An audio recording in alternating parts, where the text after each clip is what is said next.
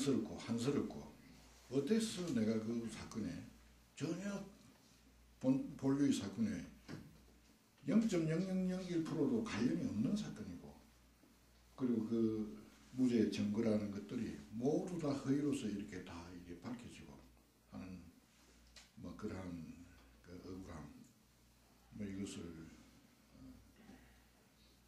그 제가 7개월 동안 이건 하나의 한 인생의 그 운명에 그러한 것이 내게 덮여쓰고 또 이런 억울함을 떠나서 더 큰 차원에서 내 자신을 스스로 반성해보고 인생에 살아왔던 그런 수양의 계기를 삼아서 잘 그 견딜 수가 있었습니다.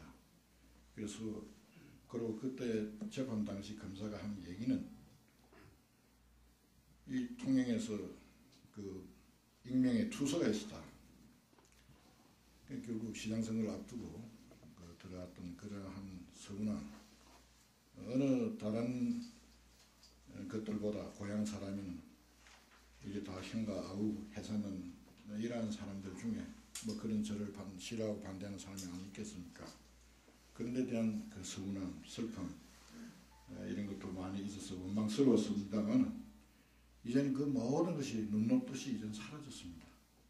사라지고 내 마음이 편하고 그래 원망과 한을 가지지 않도록 그런 마음을 가져서 사법부에 관해서 더 이상 제가 입에 담기 싫고 또 더 이상 이야기를 하지 않도록 그런 마음입니다. 그리고 현 시장과 전에 제가 했던 그 시정 정책의 그 일관성이 없어서 시민들은 매우 혼란스러워하고 있다. 참 안타까운 이야기입니다. 김동진 시장께서 시장으로 출마하면서 그 공약사항이 전 시장이 계획하고 추진하던 일을 그대로 개선하겠다. 이렇게 하고 난 뒤에 아마 여러 가지가 변경이 된 것 같습니다. 그래서 그 변경된 과정이 아까도 제가 조금 말씀을 약간 들었지만 그 시장은 그 예산이 없으면 자신이 없습니다. 그럴 경우에 불안합니다. 이럴 때는 국회의원하고 같이 힘을 합쳐가지고 아까 다른 예술고등학교의 문제라든지 또 미술관 이런 문제도 이거 손을 맞잡고 이거 해납시다. 이것이 창조적인 내가 비전이라고 말씀드린 그런 것으로 제가 만약 국회의원이 된다면 다시 김동진 시장하고 머리를 맞대서 이거 진짜 이 방향으로 가야 되겠다 하면 통영은 공장을 몇 개 짓는 것보다 그 공예 사업을 하는 것보다 그 문화예술의 그 역사에 또 관광의 도시란 말이야. 이렇게 돼야 통영이 진짜 정말 더 발전을 할 겁니다. 제가 그동안 서울에 있으면서 서울 많은 사람들이 이제 통영을 알게 되고 그때 우리가 선전을 많이 했습니다. 이제 사람들이 많이 내려올 겁니다. 그래서 이것을 계속 추진하는 것이 통영 경제라는 게 딴 게 아닙니다. 이 문화예술이 통영에서는 경제입니다. 그래서 그 현 시장하고 잘 인원을 맞춰가지고 만약 국회의원이 된다면 자 이건 그런 방향으로 다시 한번 일을 해보자 이렇게 생각하고 있습니다. 네. 아까 첫 번째 질문에 관해서는 뭐 명확하게 제가 말씀을 드린 것 같은데요. 한나라당 공천이 안 되면 출마를 안 하겠다고. 예, 두 번째 개선 지방선거 그거는 앞으로 더 시간이 많이 남은 이야기니까 우리 시민들하고 다 의논을 해서 시민의 뜻을 따르도록 그렇게 하겠습니다. 그리고 590 세액결손이라는 것이 그건 무슨 잘 이해가 안 되는데 제가 시장을 하면서 한 번도 기체를 발행한 적이 없습니다. 빚을 본 적이 없습니다. 이것은 이제 세수 문제인데요. 세수가 좀 많이 못 들어왔다든지 뭐 그런 차이 아니겠습니까? 그럼 다른 뭐 사업을 해서 그걸 바꾸든지 또는 정부 예산을 더 어떻게 따내든지 뭐 이렇게 해가지고 풀어나가야 하는 문제인데 이건 좀 오래된 그 옛날의 얘기를 저한테 이런 식으로 물어보면 제가 그 결손을 어떤 방법으로 막아야 되겠다 이 자리에서는 당장 답변을 못하겠어요. 이러한 문제도 제가 국회의원이 되면 시장하고 같이 논의를 해서 여러 가지 방법으로 튼튼한 재정을 가지도록 그렇게 하도록 하겠습니다. 구체적으로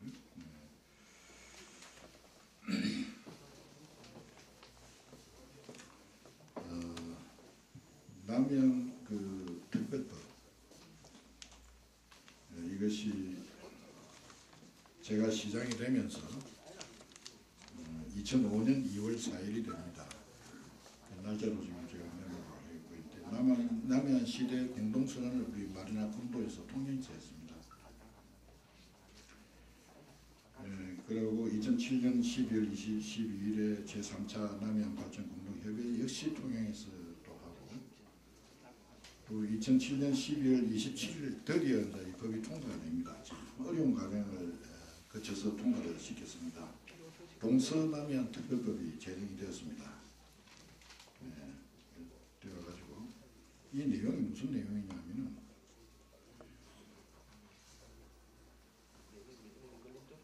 광역시장 그러니까 부산시가 부산시장, 그 다음에 전남지사가 그리고 광역시 단위로 프로젝트를 만들어서 이것이 국무총리 산하의 위원회에서 구성이 통과된다면 국가 예산이 바로 내려오도록 되어 있는 이러한 특별법입니다. 이 법이 2020년까지입니다. 앞으로 8년이 남았습니다. 그런데 지금 현재 진행 사항을 점검을 해보니까 2010년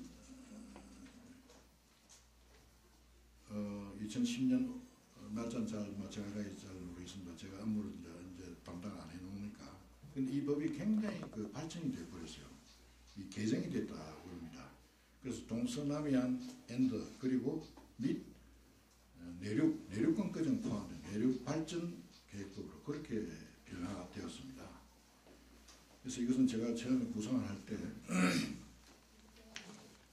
이 나라가 서울 중심으로 계란 노란자에 같이 90%의 경제력이 뭔가 이렇게 다 그 안에 들어가 있다. 이 균형 발전이 안 되는 겁니다. 그래서 1945년 그 2차 대전이 끝나자 드골 대통령께서 프랑스 대통령이 되자마자 남프랑스 니스 칸느 이런 남프랑스 해안 지역을 개발해서 그 프랑스 사람들이 해외 여름휴가 때 나가는 것을 못 나가게 하고 또 외국에 있는 사람들이 프랑스를 찾아오도록 만든, 그래서 관광 대국이 되어버립니다.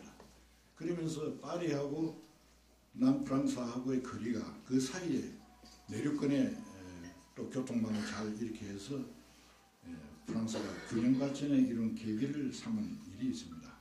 그래서 저도 그 당시 생각이, 이 대한민국이 왜 서울 중심으로 수도권 중심으로만 이렇게 되어 있느냐, 이것을 풀어서 남해안을 발전시키면 되는데 그것이 제일 경치가 좋은 것이 통영과 거제 고성입니다. 이 중심으로 해서 먼저 경제에서 말하는 전방위 효과라고 먼저 예산이 다 투자할 수 없으니까 이 경치 좋은 통영 중심을 여기다 먼저 좀 투자해 주시오 하고 그림을 그린 것이 3조 4천억의 그림을 그렸습니다. 우리 통영 지역에만 떨어지는 것이 3조 4천억입니다.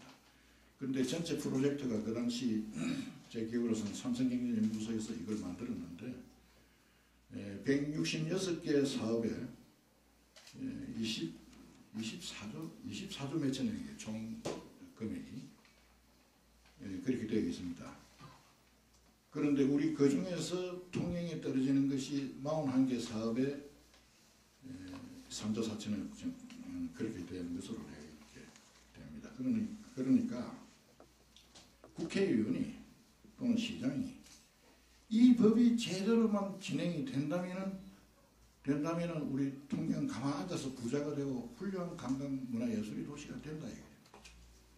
그래서 마침 이제 이것을 이명박 대통령 출마할 때 선벨트 공약 사업으로 딱 그대로 내용 그대로가 들어갔습니다.